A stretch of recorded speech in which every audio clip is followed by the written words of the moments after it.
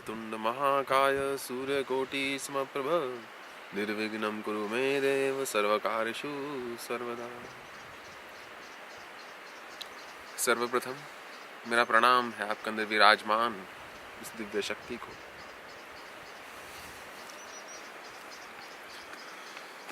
प्रत्येक मनुष्य जानना चाहता है कि मेरे लिए क्या उचित है, क्या अनुचित है,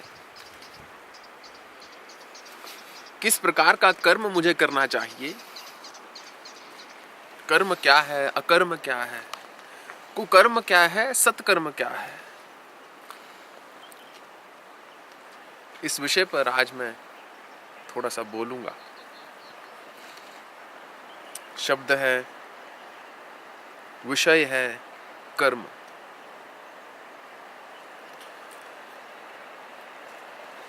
इससे पहले कि कर्म पर मैं अपनी परिभाषा दूं, आइए श्रीमद् भगवद गीता की ओर चलते हैं। ज्ञानम कर्म च कर्ता च त्रिधैव गुण भेदतः। श्री कृष्ण बोलते हैं अर्जुन से कि ज्ञान, कर्म और कर्ता तीन प्रकार के होते हैं अर्जुन। आज का हमारा विषय है कर्म, इसलिए ज्ञान और कर्ता पर मैं चर्चा नहीं करूंगा, कर्म पर चर्चा करेंगे विशेष रूप से।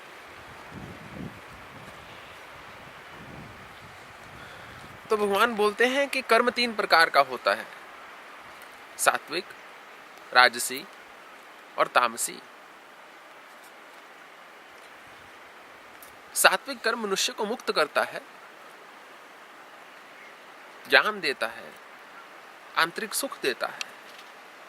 राजसी कर्म मनुष्य को बांधता है और तामसी मनुष्य को अधोगति में डालता है, मनुष्य में मूढ़ भाव उत्पन्न करता है, मनुष्य में विकारों को उत्पन्न करता है। नियतम संगरहितम अराग द्वेषतः कृतम अफल प्रेप्सुना कर्म यत् सात्विकम मुच्यते। जो तुम्हारा नियत कर्म है अर्जुन, जो राग और द्वेष से प्रेरित होकर ना किया गया हो, जो कर्म आसक्ति से रहित हो, जो फल की इच्छा से ना किया गया हो या फल में आसक्ति रखते हुए ना किया गया हो, यत् सात्विकम उच्यते, उसको सात्विक कर्म बोलते हैं। अक्सर मनुष्य कर्म करता है फल की इच्छा को रखकर, और बहुत बार ये प्रश्न उठता है कि ऐसा कैसे संभव है कि आप फल की इच्छा ना करें। इच्छा होना तो स्वाभाविक ही है। मुझे भूख लगी है, भूख की तृप्ति की इच्छा से मैं भोजन करूंगा। भोजन करने के लिए तो भोजन नहीं कर रहा, भूख की तृप्ति के लिए भोजन कर रहा हूं। यहां तक तो बात ठीक है, परंतु जब मैं ये सोचने लगूं कि मुझे तो एक दाल चाहिए, एक साथ में रोटी चाहिए, एक सब्जी भी चाहिए, अचार भी चाहिए, मिठाई भी चाहिए, तो ही मेरे भूख की तृप्ति होगी, तो वहां पर दिक्कत शुरू हो जाती है। उसी को बोलते हैं इच्छा, उसी को बोलते हैं कर्म में आसक्ति। भूख को मिटाने के लिए भोजन करना ठीक है, परंतु उस भूख को मिटाने के लिए मात्र नहीं, उसको इस ढंग से करना कि आपको उसमें जो आप चाहते हैं वैसी प्राप्ति हो, वो उचित नहीं है। आप मिठाई के लिए प्रयत्नशील हो सकते हैं, वो आपका अधिकार है। कर्मण्येवाधिकारस्ते, वो आपका अधिकार है। आपको मिठाई खानी है, उसके लिए आप प्रयत्नशील हुए, वो आपका अधिकार है। परंतु मिठाई यदि आपको आधा किलो मिलती है, 1 पाव मिलती है, या 1 भी नहीं मिलती, या 2 किलो मिलती है, उसमें सम रहना आपका कर्तव्य है। उचित क्या है, अपने कर्तव्य को जानना ही धर्म है, उस धर्म के पथ पर चलना ही कर्म है।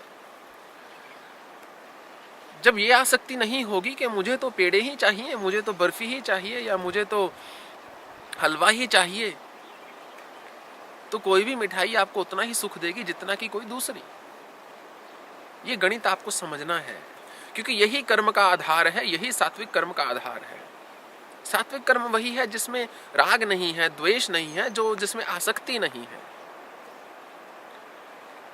मान लीजिए आप इस साल काम करके 50,000 रुपये बचाना चाहते हैं, उसके लिए प्रयत्नशील होना कोई पाप नहीं है, उसके लिए प्रयत्नशील होना कोई बुरा कर्म नहीं है, कोई कुकर्म नहीं है, ना ही तामसी कर्म है।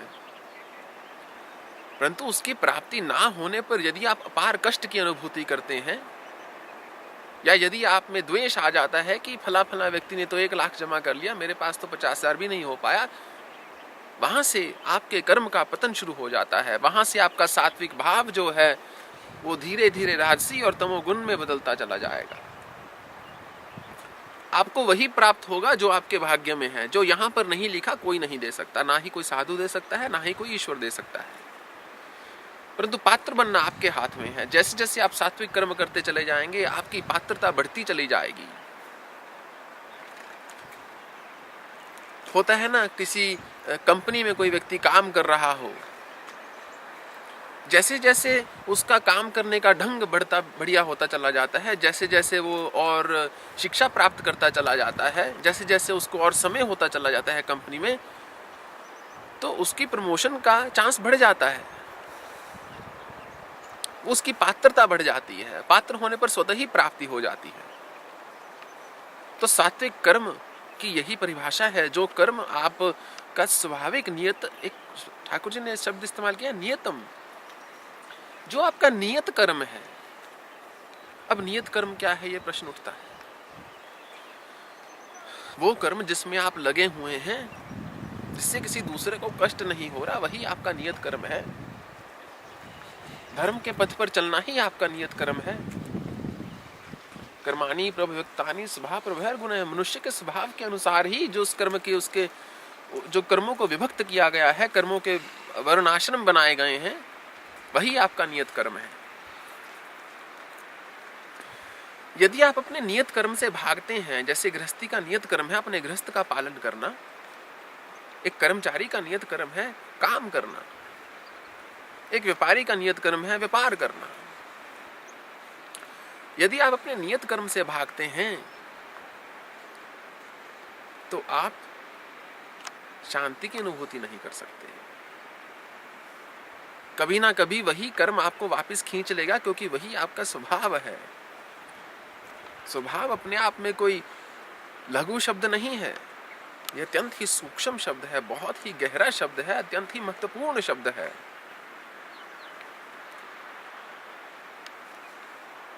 अर्जुन श्री कृष्ण से पूछते हैं, किम तद ब्रह्म किम अध्यात्मम किम कर्म पुरुषोत्तम, कि प्रभु ब्रह्म किसको बोलते हैं, अध्यात्म क्या है और कर्म क्या है। अर्जुन श्री कृष्ण से 7 प्रश्न करते हैं। अभी मैं केवल इन्हीं 3 पर विचार करूंगा। तो भगवान बोलते हैं, अक्षरम ब्रह्म परमम स्वभावो अध्यात्मम, जिसका तो नाश नहीं होता अर्जुन, वो तो ब्रह्म है। वही जो अक्षर है, जिसका क्षय नहीं होता, वही ब्रह्म है। और मनुष्य का स्वयं का स्वभाव ही अध्यात्म है। भूत भावोद भव करो विसर्गः कर्म संगिता। ये बहुत गहरी बात है। जब मनुष्य कर्म में रत हो जाता है, जब आसक्ति के साथ रत हो जाता है, भूत भाव उद्भव करो, जिसने भूतों के भावों को उत्पन्न किया है, जो आपके अंदर सब प्रकार के भाव हैं, पंचभूतों से आप बने हैं, उसको उत्पन्न करने वाला ईश्वर है। जो आपको ईश्वर से अलग कर देता है, वही कर्म है अर्जुन। क्योंकि ऐसा कर्म मनुष्य को बांधता है। जब आप संसार की ओर आकर्षित हो जाते हैं, जब कर्म में आसक्ति रखना शुरू कर देते हैं, आप स्वतः ही ईश्वर से दूर होते चले जाते हैं। त्रिविधो भवति श्रद्धा देही नाम सा स्वभाव, और मनुष्य की श्रद्धा उसके स्वभाव के अनुसार होती है। श्रोत्रम चक्षु स्पर्शनम च रसनम घ्राणमेव च अधिष्ठाय मनश्चाम विषयानुपसेवते। जब जो आप शब्द स्पर्श रस रूप गंध, सुनने की शक्ति और देखने की और स्पर्श करने की इत्यादि, ये जब आपका शरीर, आत्मा जब शरीर त्याग कर जाती है, तो चित्त की वृत्ति के साथ इनको ले चलती है। उसी से मनुष्य का संस्कार बनता है, उसी से मनुष्य का स्वभाव बनता है। और स्वभाव के अनुरूप ही मनुष्य कर्म करता है। अब मैं आपको बताने वाला हूं एक बहुत गहरी बात। या तो आप अपने स्वभाव के शुद्धिकरण पर आ जाइए, अपने चित्त के शुद्धिकरण पर आ जाइए, तो स्वभाव बदल जाएगा। जब स्वभाव बदल जाएगा तो कर्म अपने आप बदलना शुरू हो जाएगा। या आप स्मृति से कर्म को बदलना शुरू कर दीजिए और आपका स्वभाव बदल जाएगा। कुछ मनुष्यों का स्वभाव होता है क्रोध करना। जब वो क्रोध करते हैं तो क्रोध में आकर इतने मूढ़ हो जाते हैं कि उसी के अनुरूप कुछ अनुचित कर्म कर बैठते हैं, बाद में कुछ पछताते भी हैं। तो यदि अपने स्वभाव को बदलेंगे, यदि चित्त को शुद्धिकरण करेंगे तो क्रोध चला जाएगा। यदि स्वभाव में से क्रोध चला जाएगा तो क्रोध में आकर जो अनुचित कर्म किया वो स्वतः ही नहीं होगा। ये तो है पहला रास्ता, जो है एक दृढ़ रास्ता, एक बढ़िया रास्ता, एक उत्तम रास्ता। दूसरा पथ है कि इसका स्मरण रखना कि मुझे क्रोध नहीं करना, या जो क्रोध में आकर मैंने कर्म को किया उस कर्म को मुझे नहीं करना। जैसे ही उस कर्म को आप करने लगे, यदि आप उसको स्मरण रखते हैं कि मुझे वो नहीं करना, तो क्रोध नहीं होगा। तो एक से तो आपने भीतर जाकर बाहर के शुद्धिकरण कर डाला, एक से बाहर की स्मृति से भीतर का शुद्धिकरण किया। दोनों का सत्य तो एक ही है, परंतु उससे अनुचित कर्म नहीं होगा, उससे कुकर्म नहीं होगा। स्वावजेन कौन्तेय निबद्ध स्वेन कर्मणा। श्री कृष्ण बोलते हैं, हे कुंती पुत्र अर्जुन, मनुष्य का स्वाभाविक कर्म उसको बांध के रखता है। जब अर्जुन ने बोला था नायो तस्यति प्रभु, मैं युद्ध नहीं करूंगा, तो भगवान बोल रहे मिथ्येष्वसाय अस्ते प्रतिस्त्वाम नियोक्षति। तू ये जो संकल्प धारण कर रहा है अर्जुन, ये मूर्खता का चिन्ह है। इस पर तू पूरा नहीं उतर पाएगा। प्रकृति तुझे स्वयं ही खींच लेगी अपनी ओर, क्योंकि तेरा स्वाभाविक कर्म है। धर्मादि युद्धाश्रय अन्यत् क्षत्रियस्य न विद्यते। क्षत्रिय के लिए धर्म से बढ़कर, धर्म युद्ध से बढ़कर दूसरा कोई धर्म का कार्य नहीं है, दूसरा कोई उत्तम कर्म नहीं है। तो ये तो बात हुई सात्विक कर्म की, जो नियत कर्म है आपका, जो करने के लिए आप पैदा हुए हैं, या जो करने के लिए आपने संकल्प लिया हुआ है, जो राग और द्वेष से परे है, जो आसक्ति से नहीं प्रेरित, जो कर्म की फल की इच्छा से नहीं प्रेरित, वो तो सात्विक कर्म है। उसको करेंगे तो शांति की अनुभूति अवश्य पाएंगे। ऐसा शास्त्रों का मत है और मेरा भी। यत्तु कामेप्सुना कर्म स अहंकारेण वापुणा क्रियते बहुलायासम तत् राजसम उदाहृतम। भगवान बोलते हैं कि राजसी कर्म कौन सा होता है? जो अहंकार में आकर किया गया हो। हाँ, मैं इसको कर सकता हूं, देखो मैं तुम्हें करके दिखाता हूं, मैं क्या नहीं कर सकता। ईश्वरोहम अहम भोगी सिद्धोहम बलवान सुखी। भगवान बोलते हैं तामसी गुणी प्रवृत्ति के जो व्यक्ति होते हैं, जिनको कि वो आसुरी संपदा की परिभाषा दे रहे हैं, की संज्ञा दे रहे हैं, उसमें व्यक्ति बोलता है मैं क्या नहीं कर सकता, मैं ही ईश्वर हूं, मैं ही भोगी हूं, मैं ही बलवान हूं। आद्य विजन्मान अस्मि कोन्नस्य सदृशं में, मेरे जैसा और कौन है। तो राजसी कर्म की ओर वापस चलते हुए स अहंकारेण वापुना क्रियते बहुलायासम तत् राजसम उदाहृतम। जो अहंकार में किया गया, जिसमें बहुत चेष्टा हो, बहुत संघर्ष हो जिस कर्म को करने में। जो स्वाभाविक कर्म होता है उसको करने में संघर्ष नहीं होता। आपके जीवन में संघर्ष है प्राप्ति के लिए, कर्म के लिए ही नहीं है। इस पर विचार कीजिएगा। जब प्राप्ति में आसक्ति नहीं रहेगी तो कर्म का संघर्ष होता ही चला जाएगा। जब संघर्ष चला जाएगा तो स्वाभाविक बात है कि आप शांति की अनुभूति करेंगे, आनंद की अनुभूति करेंगे। जब आनंद में स्थित रहेंगे तो सारा जीवन सुखमय प्रतीत होगा, सब लोग अच्छे प्रतीत होंगे, सत्व में स्थित रहेंगे आप। तो जिसमें बहुत चेष्टा हो, जिस कर्म को करने के लिए आपको बहुत संघर्ष करना पड़ रहा हो, किसी प्राप्ति के लिए आप पागल हो चुके हों, उस पर मैं ये नहीं कह रहा कि वो उचित है या अनुचित। वो कहना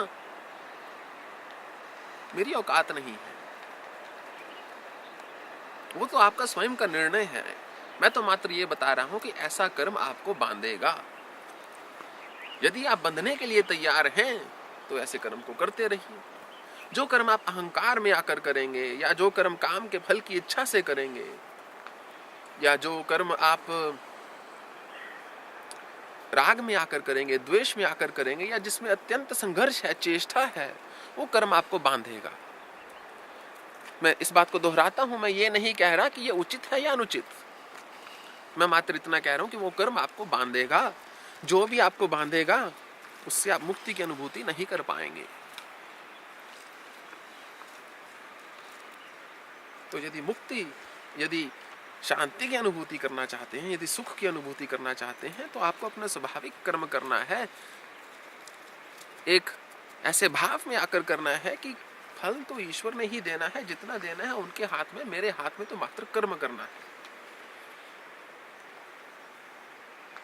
मैं तो मात्र 9 से 5 जाके कंपनी में जाकर काम कर सकता हूं, अपना तन मन धन दे सकता हूं, पूर्ण रूप से समर्पित ढंग से कार्य कर सकता हूं। कंपनी चलती है या बंद होती है ये मेरे हाथ में नहीं है।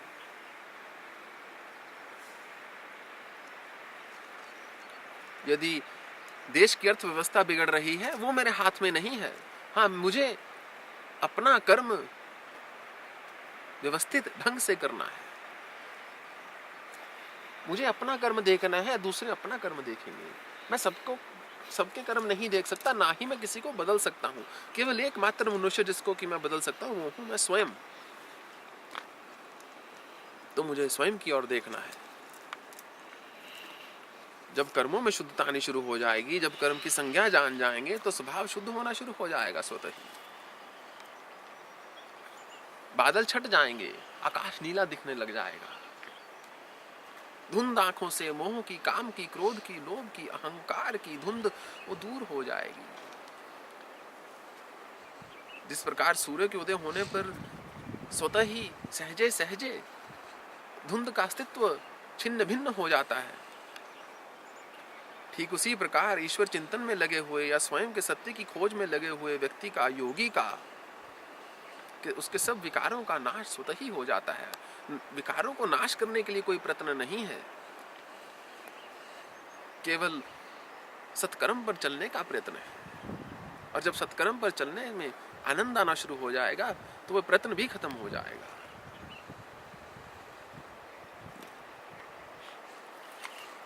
ये तो हुआ राजसी कर्म। अब श्री कृष्ण बताते हैं तामसी कर्म कैसा है।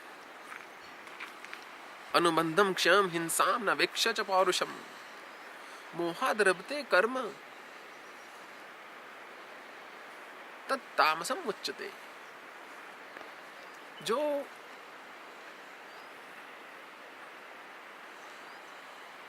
कर्म मोह में आकर किया गया हो, या जो कर्म आपको बांधने वाला हो, अनुबंधम क्षम, जिसमें हिंसा हो, जिसमें हानि हो, जिसमें नाश हो, वो कर्म तामसी है। मान लीजिए 2 देशों का युद्ध लगता है, तो जिस देश ने युद्ध किया है वो तामसी कर्म कर रहा है। जो देश अपने आप को बचा रहा है वो सत्कर्म कर रहा है, क्योंकि उस देश के वासी उस देश की सरकार पर निर्भर है अपने आप को बचाने के लिए। उस युद्ध में यदि एक सैनिक एक दुश्मन सैनिक को मार डालता है वो भी सत्कर्म है, वो उसका नियत कर्म है, वो उसका स्वाभाविक कर्म है। उसको करने से उसको कोई पाप नहीं लगेगा। सहजम कर्म कौनते पुराणोक्ति के लिए विषम, उसको करने से कोई पाप नहीं लगेगा। उसको करने से उसकी चेतना पर, उसकी आत्मा पर भार नहीं होगा, एक कष्ट नहीं होगा। बस यही आपको समझना है। परंतु हिंसा अपने आप में सत्कर्म नहीं हो सकते। मैं चलते हुए किसी असहाय जानवर की हत्या कर दूं खाने के लिए, जबकि ईश्वर ने इतनी सब्जियां दी हैं, दूध दिया है, खाने पीने के लिए अन्न दिया है, गेहूं दिया है, धान दिया है। आप मुझे बताइए किस दृष्टिकोण से एक सत्कर्म प्रतीत होता है आपको। कोई भी धर्म की चाहे कुछ भी परिभाषा हो, कोई भी धर्म चाहे किसी भी बात का समर्थन करता हो, परंतु हिंसा कैसे एक उत्तम कर्म हो सकता है, मेरी समझ के बाहर है। हो सकता है हो, मैं नहीं जानता, परंतु मैं जो जानता हूं मैं आपको वो बता रहा हूं। तो मनुष्य जब तीनों कर्मों से ऊपर उठना शुरू होता है, जब कर्मों को कर्म की रोशनी में देखना शुरू होता है, तो उसको धीरे धीरे बात समझ में आनी शुरू होती है। फिर वो सोचता है हाँ, मुझे बैठकर विचार करना चाहिए कि मैं अपने जीवन को कैसे जी रहा हूं, क्या मैं अपने जीवन को ऐसे ही जीना चाहता हूं, या मुझे अपने जीवन में कुछ बदलाव लाना है।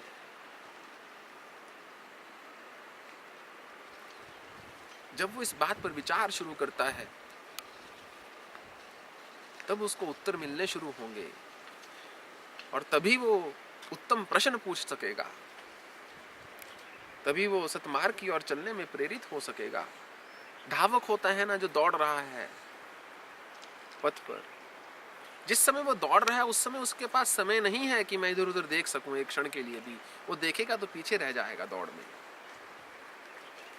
इसी प्रकार जीवन की दौड़ में सभी लोग भागे चले जा रहे हैं, कोई भी रुक के देखना नहीं चाहता, कोई भी विचार नहीं करना चाहता, और जो करते हैं वो सुख की अनुभूति पा जाते हैं। अगर सुख की अनुभूति एक क्षण के लिए नहीं भी पाते तो भी कुछ ना कुछ संसार के लिए तो उत्तम करके ही जाते हैं, कुछ ना कुछ नया तो करते ही हैं, कुछ ना कुछ तो खोजते ही हैं। वैज्ञानिक बन जाते हैं या कुछ नया पैदा कर देते हैं संसार में, बड़े बड़े दार्शनिक बन जाते हैं, विचारक बन जाते हैं। तो थोड़ा सा रुकिए, बैठिए, इंतजार कीजिए, थोड़ा सा विचार कीजिए, फिर समझ में आएगा कि जिस दौड़ में आप भाग रहे हैं उस शायद वो आपके लिए हिस्सा लेने के लिए बनी ही नहीं है, आपके हिस्सा लेने के लिए वो बनी ही नहीं है। जिस प्रतियोगिता में आप हिस्सा लेना चाह रहे हैं उसमें क्या एक ट्रॉफी मिल जाएगी, एक पुरस्कार मिल जाएगा, और क्या हो जाएगा। एक बात मैं फिर दोबारा से बोलना चाहूंगा,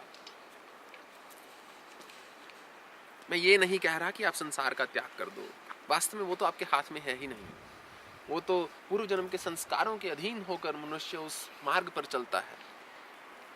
मैं ये कह रहा हूं, यदि प्रवृत्ति मार्ग में है, यदि राजा जनक की तरह सुख का भोग कर रहे हैं, संसार में रह रहे हैं, परंतु कैसे रह रहे हैं इसको सीखना है, क्या करना है इसको जानना है और उस पर चलना है। यदि आप अपने जीवन से अत्यंत प्रसन्न हैं तो आपको ईश्वर की आवश्यकता नहीं है। आप अपना समय व्यर्थ मत कीजिए मेरी बातों को सुनकर।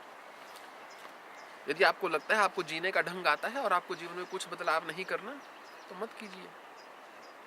मैं ये नहीं कह रहा कि मेरा मार्ग ही सत्य है, आपका मार्ग भी उतना ही सत्य हो सकता है। विशेष रूप से यदि आपको अपने मार्ग पर चलने से दूसरों को सुख की प्राप्ति हो रही है, दूसरों को आनंद मिल रहा है, तो आपका मार्ग उचित है। ईश्वर को पाकर क्या करोगे उस समय? मेरी विचारधारा के गुलाम नहीं बनना है आपको, ना ही किसी और के। स्वयं का सत्य खोजना है, स्वयं की परिभाषा ढूंढनी है, बस यही आपको जानना है। यही कर्म की परिभाषा है, इसी पर कर्म आधारित है। सात्विक, राजसी और तामसी, ये तो सांख्य शास्त्र के अनुसार कृष्णा ने अर्जुन को विभाग करके, विभक्ति करके बता दिए कर्मों का, परंतु वास्तव में कर्म तो कर्म है। हाँ, कर्मों से, कर्मबद्धता से परे हटने का तो एकमात्र है कि निष्पेक्ष निरपक्ष होकर कर्म करना है। नाच मातानी कर्माणि निबद्धनन्ति धनंजय, धनंजय मुझे कर्म नहीं बांधते, उदासीन व दासीन और सक्तम तेषु कर्मसु, क्योंकि मैं उदासीन मनुष्य की भांति कर्म को करता हूँ। जब आप चेष्टा छोड़ देंगे व्यर्थ की, जब फालतू का संघर्ष छोड़ देंगे, जब भागना दौड़ना छोड़ देंगे, केवल आनंद के साथ कर्म में स्थित रहेंगे। इसका यह मतलब नहीं है कि आप 4 घंटे ही काम करना शुरू कर देंगे, या आप 8 घंटे या 12 घंटे दिन में काम करना बंद कर देंगे, नहीं। इसका अर्थ है कि आपके जीवन में से संघर्ष चला जाएगा। मेहनत तो होगी पर संघर्ष नहीं होगा। वही जानना है आपको, वही कर्म है, वही सत्य है। एक ऋषि हुए, नाम था मांडव्य ऋषि। परम तपस्वी थे, एकांत में एक जंगल में रहते थे। वहीं पर मनन, चिंतन, भजन, ध्यान, अध्ययन और लिखने का कार्य करते थे। एक बार वो ध्यान में बैठे होते हैं, उनके सामने से कुछ चोर गुजरते हैं। वो चोर जो कि ईमानदार चोर थे, वो देखते हैं ऋषि ध्यान में बैठा है, मुख पर तेज है, एक ओजस है, तो उनको प्रणाम करते हैं और बोलते हैं कि महाराज जी, यदि आज हमारे हाथ अच्छा माल लग गया तो आपके पास आधा चढ़ा जाएंगे। ऋषि को नहीं पता कौन आया है कौन गया है, वो तो अपने ध्यान में लीन है। जब ऐसा चोर बोलकर चले जाते हैं, भाग्यवश उस दिन राजघराने में चोरी करने का उनको अवसर मिल जाता है। खूब बढ़िया माल हाथ लगता है, तो वो माल लेकर पांचों लोग भागना शुरू हो जाते हैं। ऋषि के सामने पहुंचते हैं। ऋषि अभी भी ध्यान में लीन है, समाधिस्थ हैं। ऋषि के सामने आधा सामान रखकर जो चोरी का है चले जाते हैं, क्योंकि ऋषि को वचन दिया हुआ था।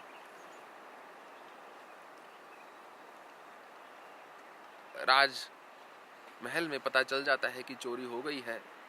राजा अपने गुप्तचर, अपने सिपाही जगह जगह भेज देता है, जाओ जाकर पता लगाओ। पहुंचते पहुंचते पता करते हुए गुप्तचर जंगल में पहुंच जाते हैं जहां ऋषि का आश्रम है। ऋषि समाधिस्थ बैठे हैं, ध्यान में हैं, उनको कुछ नहीं ज्ञात, कौन आ रहा है कौन जा रहा है, मेरे सामने क्या पड़ा है या क्या नहीं पड़ा। राजा के सिपाही देखते हैं कि चोरी का धन आगे पड़ा हुआ है।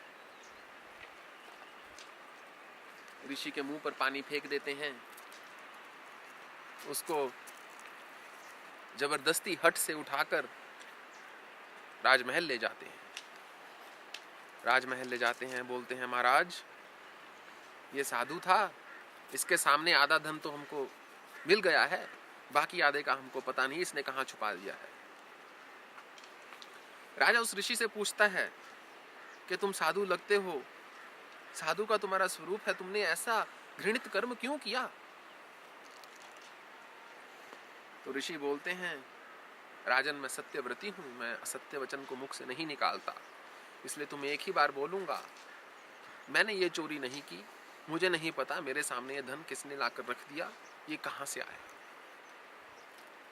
तो राजा के मंत्री बोलते हैं, महाराज, हर चोर यही बोलता है कि मैंने चोरी नहीं की, मुझे नहीं पता ये कहां से आया। तो बोलते हैं ऋषि को कि हम आपकी बात का विश्वास नहीं कर सकते, आप हमें आधा धन दे दीजिए, हम आपको बहुत कम सजा देकर छोड़ देंगे। तो ऋषि बोलते हैं, राजन, जो मेरे पास है ही नहीं वो मैं तुम्हें कैसे दे सकता हूं।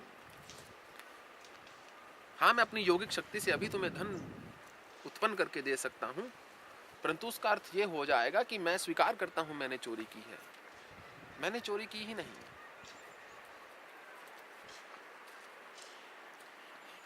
तो राजन उस समय क्रोध में होता है, उस समय मूढ़ भाव में होता है, क्योंकि उसका बहुत सारा धन चला गया है। वो बोलता है, इसको लोहे की सूलों की सेज पर लिटा दो इस ऋषि को, जब तक ये स्वीकार ना करे कि इसने चोरी की है और ये ना बताए कि बाकी का धन कहाँ है या कौन लेकर गए, इसको मत छोड़ना, इसके चाहे प्राण निकल जाए। इसको 3 दिन का समय दे दिया जाता है। 3 दिन के बाद भी यदि ये नहीं बताता तो इसको उस सेज पर लिटा देना। ऋषि समाधिस्थ हैं, स्थित प्रज्ञ हैं, ना हर्ष है, ना विषाद है, ना शोक है, जेल में चले जाते हैं। कारागार में बैठकर सोचते हैं कि ईश्वर, मैंने ऐसा कौन सा कर्म किया जिसका मुझे ये फल मिल रहा है आज। जहां तक मुझे स्मरण है, मैंने कभी किसी से कटु वचन भी नहीं बोला, हिंसा की तो बहुत बात सोचनी भी दूर है, तो मुझे किस बात का ऐसा फल मिल रहा है कि मुझे सूली की सेज पर लिटाया जा रहा है।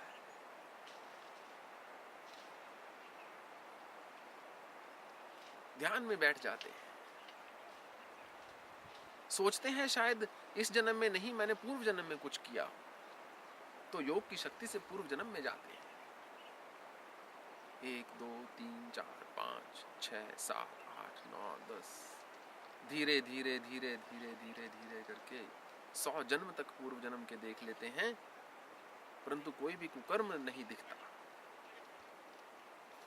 तो बहुत अचंभित हो जाते हैं, किंकित मूढ़ हो जाते हैं कि ऐसा कैसे हो सकता है? क्या ईश्वर के न्याय में भी खोट है? इसी भाव में जब होते हैं स्थित, तो सोचते हैं अपने इष्ट से आज तो पूछना पड़ेगा कि किस कुकर्म का मुझे फल मिल रहा है।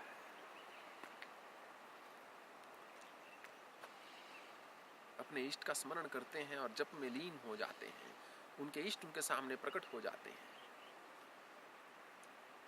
वो दंडवत प्रणाम करते हैं ऋषि और पूछते हैं कि प्रभु, मेरे किस कुकर्म का फल है ये?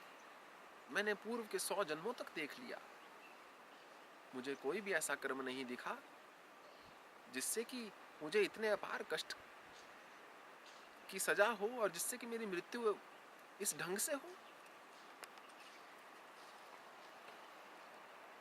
तो उसके इष्ट बोलते हैं, हे ऋषिवर, आप एक जन्म और पीछे जाइए।